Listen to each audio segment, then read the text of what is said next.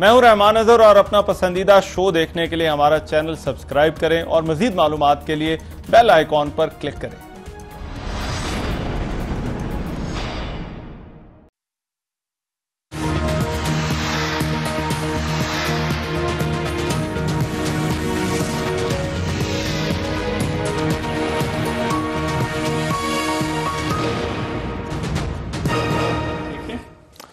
अस्सलाम वालेकुम, आपको आज के प्रोग्राम में खुशामदीद। पाकिस्तान को कोरोना की दूसरी लहर का सामना है। केसेस की तादाद हर रोज पिछले रिकॉर्ड तोड़ रही है। यह सूरत-ए-हाल पाकिस्तान के लिए गैर मामूली नहीं, इसका खदशा पहले से जाहिर किया जा रहा था। सिर्फ पाकिस्तान में ऐसा नहीं हुआ बल्कि दुनिया के कई ममालिक हैं जिनको कोरोना की दूसरी लहर का सामना है। यह दूसरी लहर कई ममालिक में पहली लहर की निस्बत ज्यादा तबाहकुन और नुकसानदेह साबित हो रही है। यूरोप, एशिया और लातीनी अमेरिका के कई ममालिक जो है वो इस वक्त जो कोरोना की दूसरी लहर है उसके नुकसानात बर्दाश्त कर रहे हैं और इक़दामात उठा रहे हैं। मुख्तलिफ ममालिक को अगर देखें तो बरतानिया में जो दूसरी लहर है वो 12 नवंबर के आसपास जो है वो हमें नजर आती है और सबसे ज्यादा केसेस 33,470 वहां पर रिकॉर्ड हुए, जबकि 19 नवंबर को 22,915 केसेस निकले। अम्बात 53,775 तक पहुंच चुकी हैं, जबकि मुतासरीन की तादाद 14,53,256 है। इकदाम जो वहां पर किए गए दूसरी लहर के बाद 1 नवंबर से दूसरा लॉकडाउन शुरू है। 5 नवंबर से रात का कर्फ्यू नाफिज है। गैर जरूरी दुकानें, बार और रेस्टोरेंट्स 2 दिसंबर तक बंद रहेंगे और घरों में भी पार्टियों और सफरी पाबंदियां भी लगाई गई हैं। इटली बहुत नजर में रहा पहली जब लहर थी। दूसरी लहर ने सितंबर में वहां पर अरूज पकड़ा और नए केसेस की तादाद 13 नवंबर को रिकॉर्ड 40,896 वहां पर सामने आई। 19 नवंबर को 753 अम्बात हुई, वहां पर कुल अम्बात 47,870 हो गई। दूसरी लहर पर जो इकदामात इटली की हुकूमत ने किए उनको वहां पर दूसरा पैकेज देना पड़ा। लॉकडाउन मुख्तलिफ इलाकों में सख्त करना पड़ा। कई जो थे वो नए मराकज कायम किए गए और कोरोना टेस्ट की जो तादाद है वो वहां पर और ज्यादा बढ़ाई जा रही है। तुर्की में कोरोना की दूसरी लहर जो थी उसका आगाज अक्टूबर में हुआ। 19 नवंबर को 4,542 केसेस रिपोर्ट हुए और 123 अम्बात हुई। जो इकदामात तुर्की ने किए, जब पहली लहर थी तो सख्त इकदाम थे, सरहदें बंद थी, फजाई ऑपरेशन मुअत्तल था, लेकिन उसके बाद लॉकडाउन में जैसे ही नरमी की गई तो दूसरी लहर आ गई। अब तुर्की की हुकूमत फिर से पाबंदियां सख्त कर रही है। इसी तरह ब्राजील, वहां पर दूसरी लहर ने नवंबर के आगाज से जोर पकड़ा और 11 नवंबर को 47,000 से जायद केसेस रिपोर्ट हुए, जबकि 926 अम्बात हुई। जो इकदामात ब्राजील में किए गए, लॉकडाउन और पाबंदियां तो लेकिन आगाज में इस मामले को वहां पर संजीदा नहीं लिया गया और मौसर जो इकदामात है वो नहीं किए और वबा ने इसी वजह से वहां पर सबसे ज्यादा नुकसान पहुंचाया। इसके बाद अमेरिका की सूरत हाल देखें तो वहां पर कोरोना की जो दूसरी लहर थी वो जून के आसपास शुरू होती है और अभी एक तीसरी लहर वहां पर जो है वो समझी जा रही है, जिसका आगाज अक्टूबर से हुआ। 19 नवंबर को अमेरिका में रिकॉर्ड केसेस 1,92,000 जो है 186 वहां पर रिपोर्ट हुआ और 2,060 अम्बात हुई। जो इकदामात वहां पर किए गए, वहां पर शुरू में कंफ्यूजन थी। कभी इसे गैर मुल्की साजिश कहा गया, कभी इसे सर्दियों की वबा समझकर संजीदा ना लिया गया, जिसके बायस वहां पर इसका फैलाव ज्यादा हुआ। फिर रियासतों की सतह पर महदूद लॉकडाउन किए गए, जिसके बायस तीसरी जो लहर थी वो भी शिद्दत के साथ आई। पाकिस्तान में अब दूसरी लहर का सामना है और इस दूसरी लहर के मौके पर हम देख रहे हैं कि सेहत के साथ साथ ये एक सियासी मामला भी बना हुआ है। ऑपोजिशन हुकूमत के खिलाफ जलसे करना चाहती है। हुकूमत पाबंदियां मजीद सख्त कर रही है। हुकूमत ने जिन इक़दामात का ऐलान किया अब वो क्या उन पर अमल दरामद करवा पाएगी। वफाकी वज़ीर इत्तलात शिबली फराज का तो यह कहना है कि ऑपोजिशन जिम्मेदारी का सबूत दे। जलसों में लोगों के आने की वजह से अगर कोई नुकसान हुआ तो उसके जिम्मेदार ऑपोजिशन की जमातें होंगी और वो कहते हैं कि अदालती फैसला भी है। खैबर पख्तूनख्वा की हुकूमत ने अभी तक ऑपोजिशन को जलसे की इजाजत नहीं दी। अब दूसरी तरफ ऑपोजिशन का इसरार है कि हुकूमत उन्हें कोरोना से डरा रही है और वो इस हुकूमत को इस वायरस से ज्यादा खतरनाक समझते हैं। उनका यह भी कहना है कि अगर उन्हें जबरदस्ती रोकने की कोशिश की गई तो हालात तसादुम की तरफ भी जा सकते हैं। क्या ऑपोजिशन को जलसे करने चाहिए? अगर ऑपोजिशन जलसे मुलतवी नहीं करती तो फिर हुकूमत उन्हें कैसे रोकेगी और इक़दामात पर किस तरह से अमल कराएगी? ये हमारे आज के प्रोग्राम की डिबेट है। वेरी क्विकली मेरे साथ जो मेहमान मौजूद होंगे उनका मैं तारुफ करा दूं। आजिज धामरा साहब हमें ज्वाइन कर रहे हैं इस्लामाबाद स्टूडियोज में, पाकिस्तान पीपल्स पार्टी के सीनियर रहनुमा है। आजिज धामरा साहब बहुत शुक्रिया सर आपके वक्त का। अंदलीब अब्बास साहबा रहनुमा पाकिस्तान तहरीक इंसाफ, वो लिंक के जरिए जो है वो हमारे साथ मौजूद हैं। अंदलीब अब्बास साहबा आपका बहुत शुक्रिया। और मोहसिन शाहनवाज रांझा साहब हमें जो है वो ज्वाइन कर रहे हैं, मुस्लिम लीग नून के रहनुमा हैं, वो भी इस डिबेट में हमारे साथ मौजूद हैं। मैं इस डिबेट का आगाज अंदलीब साहबा आपकी इजाजत से अपोजिशन से करना चाहता हूं, क्योंकि पहले जरा इनसे पूछ ले कि क्यों इनका इसरार है कि ये जलसे इन हालात में भी जो है वो होने चाहिए। मोहसिन शाहनवाज रांझा साहब, आज जो शिबली फराज ने हुकूमत के वो तर्जुमान है, वफाकी वजीर हैं, उन्होंने कहा है कि अगर कुछ हुआ तो जिम्मेदारी जो है वो आप लोगों पर होगी। क्यों आप मुसर हैं इसके बावजूद कि जलसे आपको करने ही करने हैं? देखिए, मैं तो बात ही करूंगा कि आप अगर ये नजर लगा के देख लें कि हुकूमत ने अभी तक क्या इक़दामात किए हैं।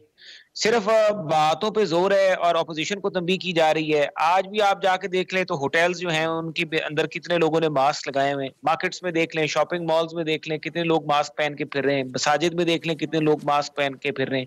आपने जो एसओपीज इंप्लीमेंट करने हैं, पहले आप एसओपीज इंप्लीमेंट करते तो दिखाई दिए। आपके पास हॉस्पिटल्स में डॉक्टर्स के लिए आपने क्या एसओपीज अडॉप्ट किए हैं? आपने इस वक्त आपके इस्लामाबाद के हॉस्पिटल्स में ये हाल है कि अरशद वही चौधरी साहब की डेथ हुई तो उनको आखिर में वेंटिलेटर वाला बेड नहीं मिल रहा था। तो क्या आपने अपनी कोरोना की टूवर्ड जो रिस्पॉन्सिबिलिटीज थी गवर्नमेंट ने, वो क्या पूरी कर ली? और ये 4-5 महीने का जो इनको बीच में गैप भी मिला और स्पाइक जो था वो नीचे भी गया हुआ था, तो उसमें आपने क्या काम किया है? अब आपको अपोजिशन के जलसे नजर आ रहे हैं जब आपकी कारकर्दगी जो है उसकी बुनियाद पे आप नाकारा हो चुके हैं, फेल हो चुके हैं। और हर दफा आप समझते हैं कि आप कोरोना का बहाना बन के, कभी कोई और बहाना करके, कभी पाक भारत की कशीदगी का बहाना करके, कभी फैटफ का बहाना करके, कभी किसी चीज का बहाना करके आप हर दफा हर चीज में से निकल जाएंगे। तो इस दफा तो हम आपको नहीं निकलने देंगे। हम अपनी प्रिकॉशंस अडॉप्ट करेंगे, हम एसओपीज अडॉप्ट करेंगे, मास्क पहनेंगे, अपने सैनिटाइजर। देखिए, ये जलसे अगर आप करते हैं मोहसिन भाई जलसे अगर आप करते हैं तो एक रिस्क तो आप भी ले रहे हैं। क्यों आप ये समझते हैं कि ये रिस्क भी लिया जा सकता है इन जलसों के लिए, जबकि बात तो होती है कि जलसा होता है, इससे हुकूमतें तो नहीं जा रही। अब आपका प्लान इसके बाद का भी है, बड़ा लंबा है, तो फिर भी क्यों आप ये चाहते हैं कि जलसे इसी टाइम पर हों और इनको मुलतवी नहीं किया जा सकता आगे? देखिए, मैं आपको एक बात कर दूं कि ये जलसे इस टाइम पे होने की एक मसला सबसे बड़ा ये है कि जो एक मुल्क में हमारा जो माहौल बना हुआ है, जिस तरीके से मुल्क के बुरे हालात हैं, मईशत के बुरे हालात हैं, हर चीज में पाकिस्तान जो है वो टुवर्ड्स फेलियर जा रहा है। तो इस हालात के बीच में अगर हम ये जलसे और ये चीजें जो हैं ये हम ना करें और हम लोगों की, मैं यकीन माने, मैं आपसे झूठ नहीं बोल रहा, मस्जिद में मुझे एक बंदे ने नमाज जुमा के दरमियान मेरी बाजू पकड़ के कहा कि आपको अल्लाह और रसूल का वास्ता है हमारी इस हुकूमत से जान छुड़ाए। और वो बंदा इतने तंग थे, यकीन मानिए मैं उस बंदे को नहीं जानता वो कौन था, और अल्लाह को हाजिर नाजिर जान के ये बात कर रहा हूँ। पाकिस्तान की अवाम इस वक्त इस हुकूमत से इस हद तक तंग है कि वो कहती है कि हमें कोविड-18 से हमारी जान छुड़ा दें। कोविड-19 जो है उससे को हम भुगत लेंगे, लेकिन कोविड-18 हमसे बर्दाश्त नहीं हो रहा। ये पाकिस्तान की अवाम का जो है मेन बयानिया है इस वक्त। और हम पाकिस्तान की अवाम की ये पल्स देख के, पाकिस्तान की अवाम के जज्बात देख के हम निकले और बिल्कुल जलसे भी करेंगे, रैलियां भी करेंगे और बिल्कुल हम इस हुकूमत।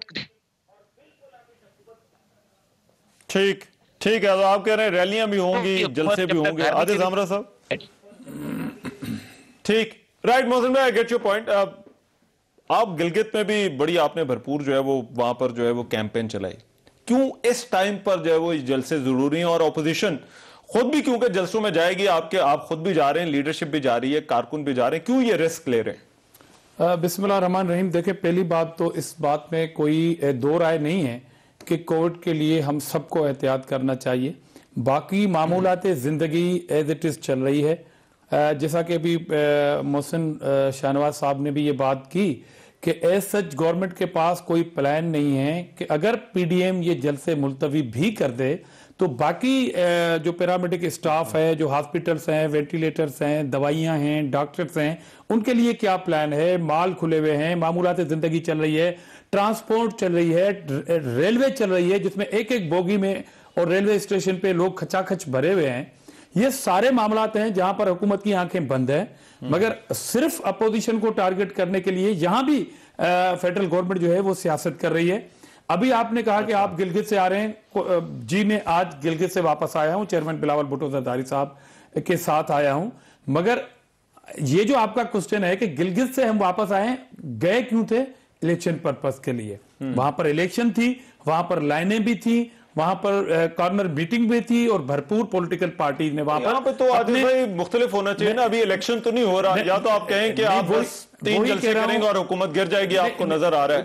मैं इसके अगेंस्ट आर्गुमेंट देना चाह रहा हूं। मिसाल के तौर पर अगर पीडीएम जलसे कैंसिल कर दे, 3 जलसों कैंसिल करने से बाकी जो पोर्शंस मैंने बताए हैं, आपकी इंडस्ट्री चल रही है, आपकी ट्रांसपोर्ट चल रही है, बड़े बड़े इज्तिमात हो रहे हैं, गवर्नमेंट ने कह दिया कि 300 ओपन एरिया में होंगे। कौन गारंटी देगा कि जब आप लॉकडाउन नहीं लगाएंगे, और लॉकडाउन के आप सरीहन खिलाफ हैं।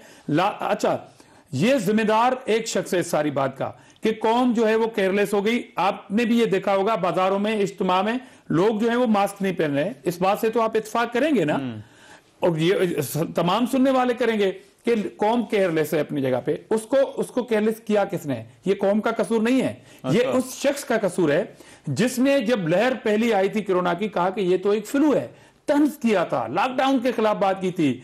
चलो, लॉकडाउन को खोलने के लिए आपकी एक जस्टिफिकेशन थी कि ये कौम और मुल्क जो है वो फाइनेंशियली वीक है। मगर आपने पैगाम नहीं जाएगा आपके जलसों से यही पैगाम नहीं जाएगा कि कोई ऐसा मसला नहीं है, कोरोना जो है वो। मगर मेरा आर्ग्यूमेंट ये है कि वो शख्स जो इस खतरनाक कोरोना को जो अभी आपके वो लोग फेडरल गवर्नमेंट कर रही है, उनके तमाम वज़रा, और वो शख्स जिसका नाम इमरान अहमद नियाजी है, वो कह रहे थे कि ये डरा रहे हैं लोग कोरोना करके, ये एक फ्लू है, सिंपल सा जुकाम है। आपका आर्गुमेंट, आपकी दलील ये है आजिज भाई, आपकी दलील ये है कि आधा तीतर आधा बटेर नहीं चल सकता। मैं आप कह रहे हैं कि हुकूमत ये नहीं कर सकती कि आपको रोके बाकी सारी चीजों की, ये बात है। मैं ये कह रहा हूं कि शायद ये कौम फॉलो कर रही है इमरान खान के पहले नैरेटिव को। अब इसमें से पहला बयान झूठा था या आज का बयान सच्चा है, ये आपको जस्टिफिकेशन देनी पड़ेगी। और मेरे कहने का मकसद है कि 3 जलसे खत्म होने से बाकी तमाम पोर्शंस, रेलवे स्टेशन पर भाई बहुत ठीक है, वो रेलवे के अंदर लोग ऐसे नहीं हो सकता कि ऑपोजिशन को रोका जाए कर रहे हैं। आपके पास पॉलिसी नहीं है। अंदलीब साहबा वो कह रहे हैं ये नहीं हो सकता कि आप ऑपोजिशन को रोकें, एहतियात करना चाहिए, इसमें दो राय नहीं है। बाकी जो है वो सब चलने दें। और फिर वो जो मोहसिन साहब ने भी ये सवाल उठाया है, आजिज भाई ने भी ये सवाल उठाया है कि भाई आप ये तो बताएं कि आपके इक़दामात क्या है दूसरी लहर जो आई है, जो केसेस बढ़े हैं, इससे निपटने के लिए। जी अंदलीब साहबा। शुक्रिया रहमान, मैं ये गुफ्तगू सुन रही थी और मुझे जो लॉजिक समझ आई है इनकी वो ये है कि चूंकि बाकी जो है शहरी वो मास्क नहीं पहन रहे तो हम भी नहीं पहनेंगे, और अगर बाकी बीमार हो रहे हैं तो हम भी बीमार होंगे, और जो भी जलसे में आएगा उसको भी बीमार करेंगे। ये तो कोई लॉजिक नहीं है, नंबर 1।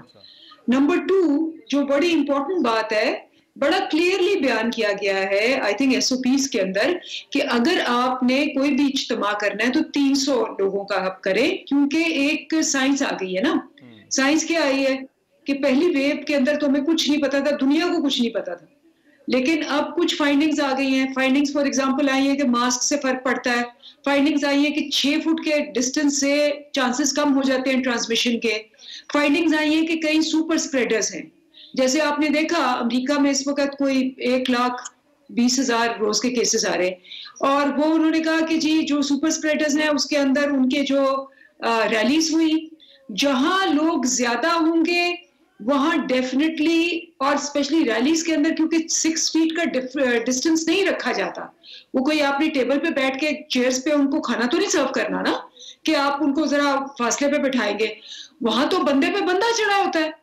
तो ये साइंस जो आई है, साइंस ने बताया है कि अगर आप जानते बूझते इसमें जाएंगे तो ऑब्वियसली चांसेस हैं कि आपको और आपके साथ आपके वापस घर जाएं तो शायद खानदान को, और जो लोग जो जाएं वो इसको कैरी करके जाएं, और इसी वजह से ये सुपर स्प्रेडर के नाम से साइंटिफिकली इनको कहा गया है। तीसरी बात बड़ी इंपॉर्टेंट है, आप मैं छोड़ें, कोर्ट का हुक्म आ गया है कि जी आप ये जलसे बंद करें, और अगर आपने कोर्ट का हुक्म हुकूमत को कहा गया कि जिसको इम्प्लीमेंट करवाएं, नहीं करेंगे तो ये कंटेम्प्ट ऑफ कोर्ट है। सो प्रॉब्लम ये है कि इनके दो मसले हैं।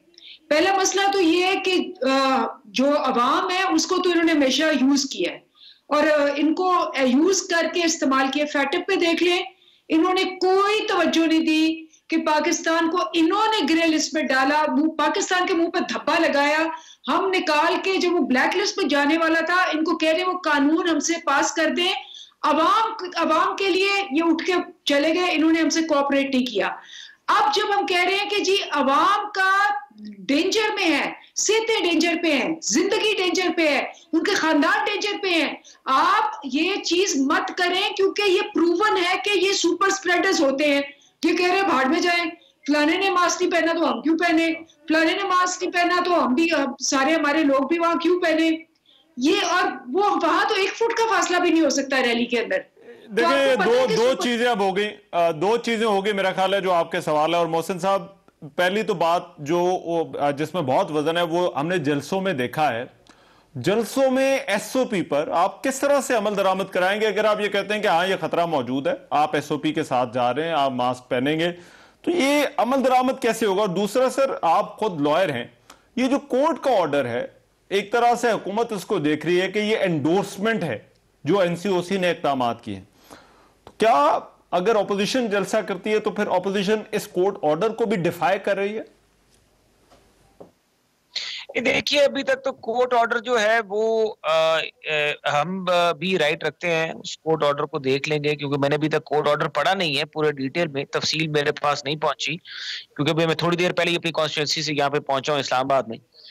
लेकिन उसमें यह है कि कोर्ट ऑर्डर को भी देख लेंगे और उस कोर्ट ऑर्डर को, जो हमारे फंडामेंटल राइट्स हैं कॉन्स्टिट्यूशन के नीचे, जो हमारा राइट ऑफ असेंबली है, वो जो फंडामेंटल राइट है, अगर हम उसको देखते हैं, अगर उसको हम विद इन एसओपीज, अगर आप बिजनेस करने दे रहे हैं वो भी फंडामेंटल राइट है, आप एजुकेशन लोगों को हासिल करने दे रहे हैं वो भी फंडामेंटल राइट है, आप हेल्थ की फैसिलिटी लोगों को लेने दे रहे हैं वो भी फंडामेंटल राइट है।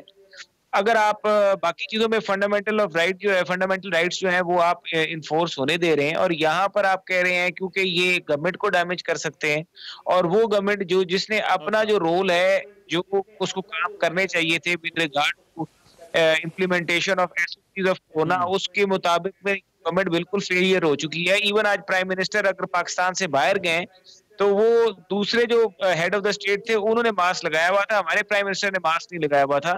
तो आप वहां से देख लें कि हमारे प्राइम मिनिस्टर का लेवल ऑफ सीरियसनेस क्या है, और वो सिर्फ और सिर्फ तो ये सारी कोशिश हो रही है ये ऑपोजिशन के जलसों को और इस पूरी कैंपेन को जो कि इनके अगेंस्ट लॉन्च हो चुकी है, और पाकिस्तान की अवाम यकीन मानिए एहतियात और जलसा एक साथ हो सकता है मोहसिन भाई?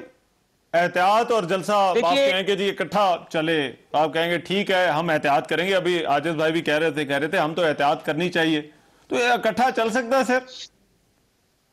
देखिए एहतियात बिल्कुल करेंगे, बिल्कुल करेंगे। हमने अपने मास्क भी जो हैं वो भी हजारों के नहीं बल्कि लाखों की तादाद में हमने अपने मास्क भी बनवाए हैं, और साथ में हम अपने लोगों के लिए सैनिटाइजर्स जो हैं वो भी बनवा रहे हैं। जलसे में जो हम उनको एंट्री पॉइंट्स पर डिस्ट्रीब्यूट करेंगे, कोशिश करेंगे लोगों को क्यूज के जरिए अंदर दाखिल किया जाए, और जो सीट अरेंजमेंट करेंगे वो भी सोशल डिस्टेंसिंग के मुताबिक सीटिंग अरेंजमेंट भी करेंगे, और ओपन एयर में होगा, क्योंकि ऊपर ओपन होगा, मतलब नॉट कवर्ड एरिया नहीं होगा, किसी बिल्डिंग में या किसी कमरे में नहीं हो रहा होगा, ओपन एयर में होगा। तो ओपन एयर में कोरोना को कॉन्ट्रैक्ट करने के, एक दूसरे से ट्रांसमिट होने के चांसेस वैसे भी कम होते हैं।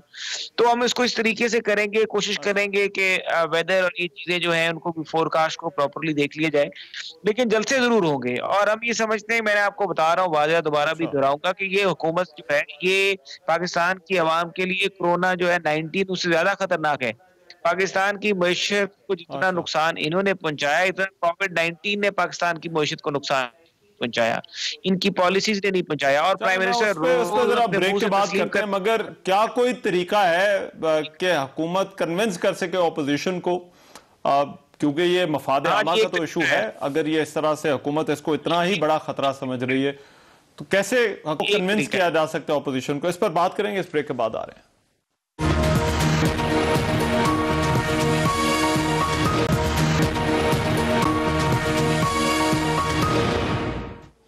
ब्रेक के बाद प्रोग्राम में एक मरतबा फिर से खुशामदीद। क्या अपोजिशन को जलसे मुलतवी करने चाहिए जो कोरोना की दूसरी लहर का सामना है? अंजलि बाबा साहबा, जो ब्रेक पर जाने से पहले मोहसिन शाहनवाज साहब के आर्गूमेंट थे, वो ये कह रहे हैं कि बड़ा जरूरी है, टाइमिंग भी बड़ा जरूरी है, लेकिन क्या कोई तरीका है कि आप इनको कन्विंस कर सकें? अभी अगर वर्किंग रिलेशनशिप दोनों के दरमियान होती, या कोई ऐसा चैनल होता या कोई ऐसा प्लेटफॉर्म होता जिस पर हुकूमत और अपोजिशन, अगर मैं बात कर लूं फिर उनका जवाब ले जरा उनसे जरा सुन लें जरा, उसके बाद फिर मैं आपके पास आता हूं।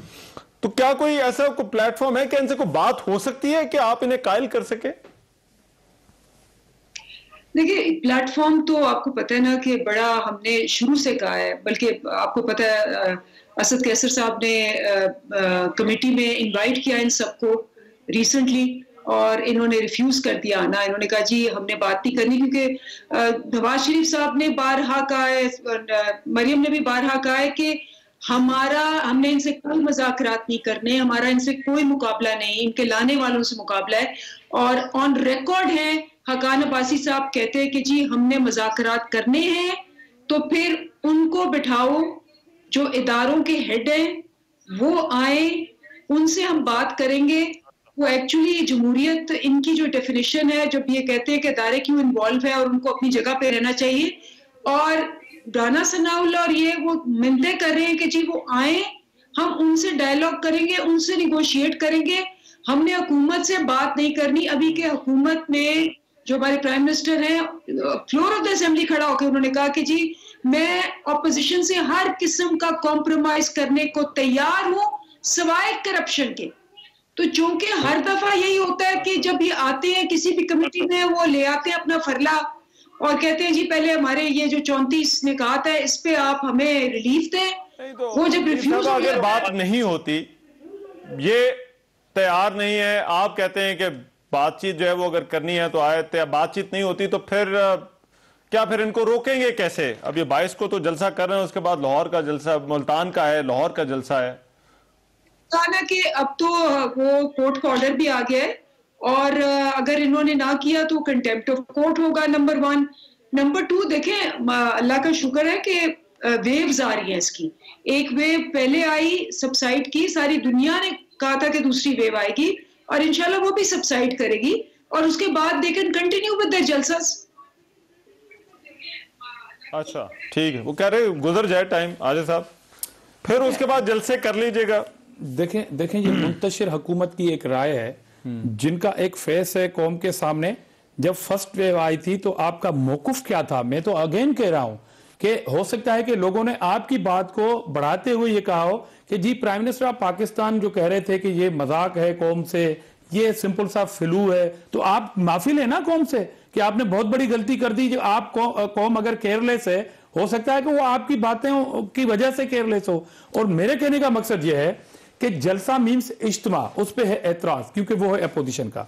रिसेंटली अगर गवर्नमेंट फैसलाबाद में कोई गैदरिंग करे तो वो जायज है, अपोजिशन के जलसे नाजायज है।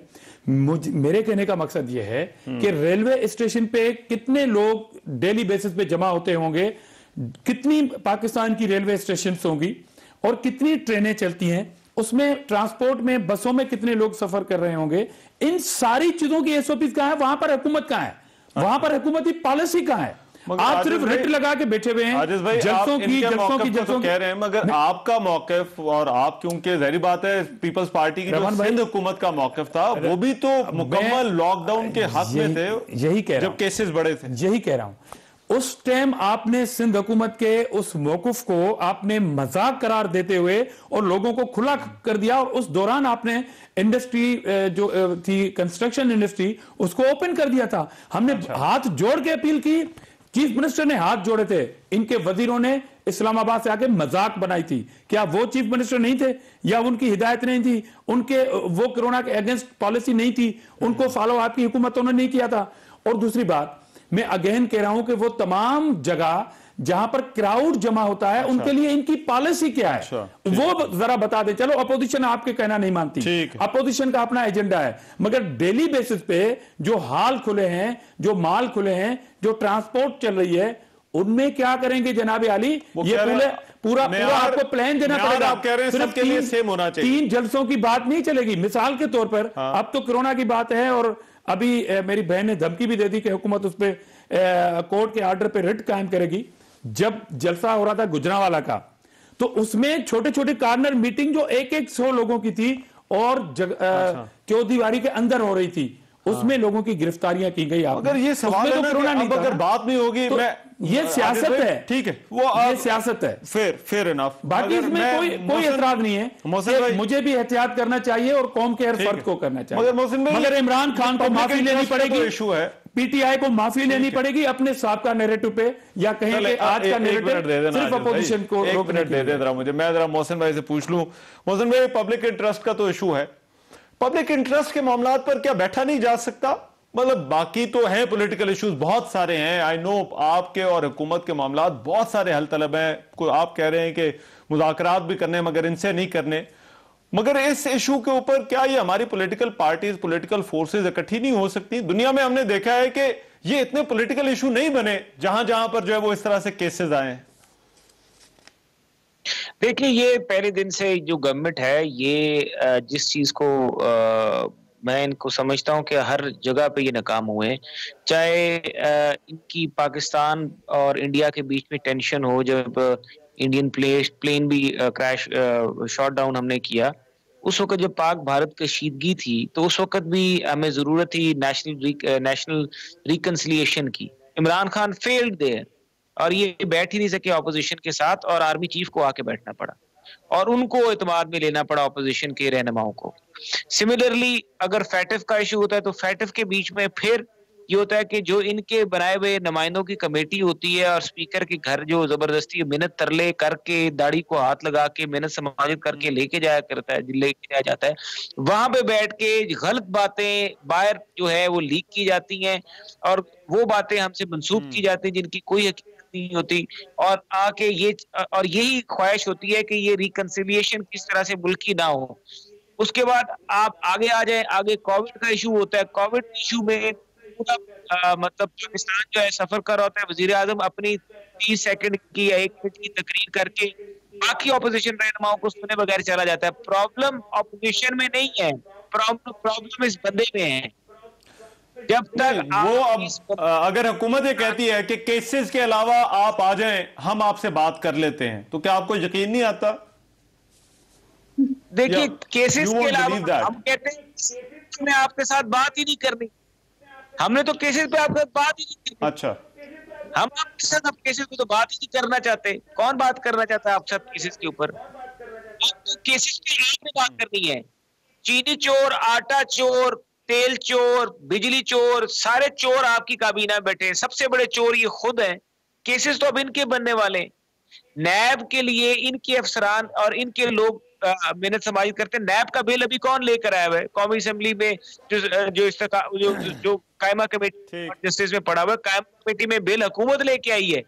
हमने हुकूमत को कहा कि आप बिल वापस ले लें, हमें कोई जरूरत नहीं है। मुझे एक ब्रेक लेने में बड़ा इंटरेस्टिंग सवाल है और बड़ी दिलचस्प सूरत हाल है।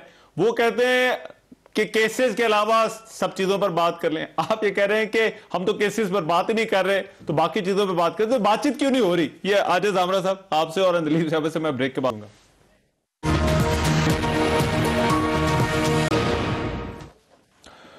ब्रेक के बाद प्रोग्राम में एक मरतबा फिर से खुशामदीद। आजिज आमरा साहब, ये जो जलसों की जो बात हो रही है, ये वो कहते हैं कि बात करें मगर केसेस के अलावा जो है वो हर बात करने के लिए हुकूमत तैयार है। अब अपोजिशन ये कह रही है कि हम केसेस की बात कर ही नहीं रहे, तो फिर ये बातचीत जो है वो क्यों नहीं हो रही? देखिए, इशू ये है कि हुकूमत जो है वो या तो खुद प्राइम मिनिस्टर साहब की लेवल की बात है। ये तो एक मेरी बहन बेटी है, मुझे एहतराम है इनके लिए। ये बेचारों पे मुझे रहम भी आता है कि जो एक पीटीआई खबरनामा पीटीआई है जो 7 बजे से 12 बजे तक एंगेज होती है टेलीविजन पे, वो तो बेचारे अपने दिल के तौर पर बातें कर देते हैं। एक फेस सेविंग है कि आप बात कर रहे हैं, नुमाइंदगी कर रहे हैं किसी पार्टी की, मगर इनका हेड जो है, जो प्राइम मिनिस्टर है, ये उनसे जरा पूछ के आए कि उनका मौकफ क्या है। मैं अगेन कह रहा हूं, चैलेंज के साथ आपके प्रोग्राम में कह रहा हूं कि ये कह रहे हैं कि ये केसेस पे बात, हम केसेस पे बात इसलिए नहीं कह रहे हैं कि भाई आप खुद कह रहे हैं कि ये केसेस पुराने हैं, ये केसेस इन दोनों ने अपने ऊपर दाखिल किए हुए हैं, अब ये केसेस जो हैं या नैब में हैं या अदालतों में जमानतों के चक्रों में हैं। तो भाई अदालत जाने हम जाने, नैब जाने हम जाने, आपको कौन कहेगा कि आप एनआरओ दें? आप में जुर्रत और हिम्मत ही नहीं है कि एनआरओ पे बात करें, और आप बकौल आपके ये केसेस ही नहीं है। एक बात क्लियर हो गई, कौम को समझना चाहिए कि ये झूठ बोल रहे हैं इस बात में। और दूसरी बात कि इनके दौरे हुकूमत में एक इदारा है FIA, ठीक है, ये कहते हैं कि मुदाखलत नहीं करते, हम इंतकाम पे काम नहीं लेते हैं। DG FIA साबिका, उन्होंने 15 दिन पहले रिटायरमेंट से पहले रिजाइन दिया। वो क्वेश्चन मार्क रिजाइन था। कोई भी पाकिस्तान का गवर्नमेंट सर्वेंट इस तरह अपने कैरियर से नहीं खेलता। उन्होंने खेला, उनकी पेंशन बंद की गई, अदालत के ऑर्डर के तहत उनकी पेंशन खुली, और फिर उसने एक इंटरव्यू दिया। उस इंटरव्यू को ये उठा के चले जाएं अदालत में कि वो रिटायर्ड DG जो है FIA वो हमारे प्राइम मिनिस्टर ऑफिस के ऊपर गलत इल्जाम लगा रहे हैं। आप तो थोड़ी थोड़ी बात पे अदालत में चले जाते हैं। अभी भी आप धमकी दे रहे हैं कि हम रिट ऑफ कोर्ट जो है वो कायम करेंगे। और अभी बाजवा, अभी एक बाजवा है, वो भी FIA के रिटायर्ड अफसर हैं, उन्होंने भी क्वेश्चन छोड़ा है कि 400 अरब रुपए चीनी कमीशन में घपला है, 4 खरब रुपए का, और वो जो लोग हैं वो under the leadership prime minister वफाकी काबीना में बैठे हुए हैं। आप दोनों को अदालत में घसीटें कि उन्होंने झूठ बोला है, छोड़ दें हमें, हम तो वैसे ही आपके ऊपर इल्जाम लगाते हैं ना। एक मिनट दीजिएगा, मैं दिलीप साहब, फिर ये क्या ये समझा जाए कि ये सियासत अब बंद गली में चली गई है, जहां पर ना आप बात कर रहे हैं ना ऑपोजिशन बात कर रही है, कोई बात नहीं कर रहा है एक दूसरे से? देखिए, मैं बड़ी क्लियरली 2 बातें रिपीट करती हूँ। एक बात तो यह है कि इनके सारे सरबराहान ने कहा है कि वो हुकूमत से बात नहीं करना चाहते, वो इदारों से बात करना चाहते हैं। एक नेशनल डायलॉग हो जिसमें वो इमरान खान क्या कह रहे हैं, प्राइम मिनिस्टर ऑफ पाकिस्तान क्या कह रहे हैं? बीबी रहमान, मैं बीच में नहीं, बड़ी गलत इन्होंने की, मैंने नहीं टोका। जी मुझे बात खत्म करने दें। जी कीजिए जी बात मुकम्मल। सो मसला वही है कि एक तो ये कि ये कह रहे हैं कि धमकी दे रहे हैं कि जी कोर्ट की रिट धमकी होती है। आप सोचें इनकी ज़हनियत कि अगर कोर्ट के ऑर्डर को इंप्लीमेंट कराना है तो वो तो रूल ऑफ लॉ है। ये कह रहे हैं जी धमकी दे रहे हैं उसकी, एक कोर्ट ने ऑर्डर दिया है, उसको आप ना कराएंगे तो आप कंटेम्प्ट ऑफ कोर्ट कर रहे हैं। दूसरी बात, तीसरी बात बड़ी क्लियर है, असल में मसला क्या हुआ है, इनको पड़ी है बहुत ही बुरी शिकस्त GB में। इनको समझ आ गई है कि ना ये बुला ये कह रहे हैं इदारे आए हमसे बात करें, कभी जुबैर को भेज रहे हैं रात को। आपके अपने थे GB में? कैंडिडेट आपके अपने थे? एक मिनट जरा कंप्लीट कर लेने, मैं फिर बारी बारी करेंगे तो बड़ी अच्छी बात चल रही है, बट बारी बारी कर लें तो टाइम छोटा है ना, ज्यादा गलत नहीं, मैं आपको टाइम खराब भाई आपको टाइम दूंगा। जी दिलीप साहब, बस वो एक डिसेंसी होती है ना, इनमें हौसला ही नहीं है ये सुनने का। तो आप कह रही हैं GB इलेक्शन की आप बात कर रही हैं, वो GB इलेक्शन में ये उड़ गए हैं सारे, ठीक है, 2-2, 3-3 सीटें लेके बैठ गए। तो इनको पता है कि ये जो धांधली का पूरा इन्होंने एक शोर मचाया था, और किसने कहा है कि पीपल्स पार्टी के सारे रिसोर्सेज लगे सिंध के? नईमुर रहमान साहब, नईमुर रहमान साहब कौन है? PTI के नहीं है, नईमुर रहमान साहब है मुस्लिम लीग के। उन्होंने हसन इकबाल के साथ बैठ के कहा कि GB में धांधली की है बिलावल ने रिसोर्सेस लगाई हैं, बिलावल वो हफीजुर रहमान साहब, ठीक। तो ये तो इनकी हकीकत है। दूसरी बात क्या है? दूसरी बात ये है कि इनके वाले सेकंड टीयर के भी केसेस आ गए हैं, सारे सेकंड टीयर भी है और थर्ड टीयर के केसेस भी आने लगे हैं। इनका कच्चा छट्टा जो है वो बाहर आ रहा है, जैसे कच्चा छट्टा बाहर आ रहा है, ये चाहते हैं कि अल्लाह माफी दे, लोगों की जाने खतरे में डालें। क्योंकि ये जो लॉकडाउन की बात कर रहे हैं बिल्कुल सही कर रहे हैं, मैं इससे एग्री करती हूँ। इन्होंने कहा था कि लॉकडाउन हो और इंडिया ने लॉकडाउन किया। इंडिया का आज क्या हाल है? पाकिस्तान की मैनेजमेंट को 4 उन मुल्कों में शुमार किया गया बाय वर्ल्ड हेल्थ ऑर्गेनाइजेशन, जिसकी मिसाल कोरोना मैनेजमेंट की सारी दुनिया में बनी। चले, लेकिन ठीक है, राइट। मगर अब जरा अब 1 मिनट दे दें। जी सर, आप GB इलेक्शन पे रिस्पॉन्ड करना चाहते थे, ब्रीफली कर लें, फिर मैं मोहसिन साहब की तरफ जाऊंगा। पहले तो मैं ये कहना चाहता हूं कि GB इलेक्शन में इनके अपने कैंडिडेट कौन से थे, उनके नाम लीजिएगा। आपने जो हायर किए हुए थे वो बात कह रही हैं, या जो अभी आपने पट्टा जो पहनाया है PTI का उनकी बात कर रही हैं, या अपने कैंडिडेट की बात कर रही हैं? नंबर 1। दूसरा, मैंने आपसे क्वेश्चन किया था 2 रिटायर्ड FIA के अफसरान का, जिन्होंने क्वेश्चन मार्क छोड़ा है आपकी काबीना के ऊपर, आपके प्राइम मिनिस्टर ऑफिस के ऊपर, उनको अदालत में घसीटेंगी या नहीं ये बता दें। और कोरोना पे आपने झूठ बोला था कौन से, आपने इसको फिलू करार दिया था। आपने सिंपल मगर जुकाम ये करार दिया देखें, था। अब तो इसलिए कौम को केयरलेस आपने किया। अब तो ये सबसे हकीकत बड़ा है। मुजरिम इमरान खान है। अब तो सर ये हकीकत है, अब तो सर ये हकीकत है कि अब तो कोरोना के केसेस से कोई इनकार नहीं है। मैं मोहसिन साहब, मुझे एक ब्रेक अभी लेनी पड़ी, बट ब्रेक के बाद जब मैं वापस आऊंगा तो यही जो डायली बात हो रही है कि अगर हुकूमत उस डायलॉग में नहीं बैठेगी तो फिर क्या कोई ऐसा डायलॉग हो सकता है जिसका हुकूमत जो है वो हिस्सा ना हो? इसको रिस्पॉन्ड कीजिएगा, एक ब्रेक के बाद में आ रहा हूं।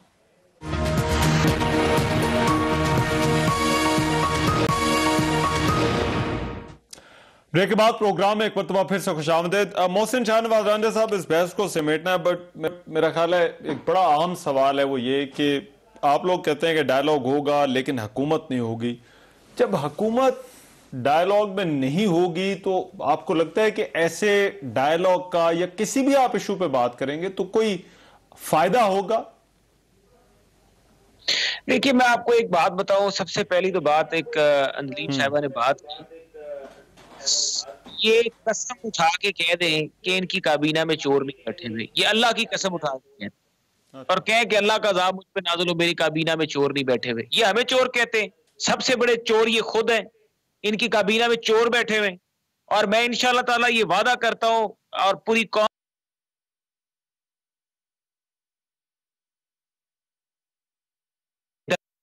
कि आप दूसरी सतह और तीसरी सतह पे पहुंचे। दूसरी और तीसरी सतह को आपने छेड़ा तो आपकी ईंट सी ईंट बच जाएगी। उस रहने दे, ये मुल्क में मार्शल लॉ नहीं है, यहाँ पे आइन है, यहाँ पे कानून है, यहाँ पे अदालतें काम कर रही हैं। जो आप हरकतें कर रहे हैं, अगर ये आपने हरकतों से बाज ना है तो आपके हर घर में हम आपके हर एमएनए एमपी के घर का मुहासरा करेंगे और उनको घरों में से घसीट के निकालेंगे। आप समझते हैं कि इंतकामी सियासत आपको करनी आती है और हमें नहीं करनी आती? ये आप धमकियां दें किसी और को जाके जिन्होंने सियासत की हो। हम भुट्टो के मार्शल से शुरू हुए और आज तक इन मार्शल का मुकाबला करते आ रहे हैं। आप आसिया से बात हमें धमकियां दे रहे हैं कि आप दूसरी तक जाएंगे। ठीक है, मगर कोई बात हो सकती है और बातचीत का फिर क्या फायदा अगर कोई बात ही नहीं हो सकती? तो फिर ये क्या, हम फिर सियासत इस वक्त बंद गली में पहुंच चुकी है? मोहसिन शाहनवाज रांझा साहब, हमने तो सुना है सियासतदान मुश्किल से मुश्किल सूरत हाल में भी कोई हल निकाल लेते। बात उनसे हो सकती है जो बात करना चाहते हो, जिनको सियासत के कोई असूल पता हो, जिनको पाकिस्तान के आइन की कोई एहतराम हो, जिनको पाकिस्तान के निजाम का कोई एहतराम, ठीक है, जिनकी रवायात है वो 126 धरने का जो 126 दिनों का जो धरना था, जिनकी बुनियाद ही उस 126 दिनों के धरने के ऊपर बनती है, जिसमें सुप्रीम कोर्ट के ऊपर शलवारें और कपड़े सूखने के लिए लटकाए गए, पार्लियामेंट पे हमला किया गया, पीटीवी पे हमला किया गया, पुलिस पे सिविल नाफरमानी नाफज करने के लिए किया गया, आईजी को गिरफ्तार पकड़ने के लिए किया गया, एसपी को सड़क पे कूटा गया, जिनकी बुनियाद ये है। इन गंदे अड्डों से कौन बात करेगा?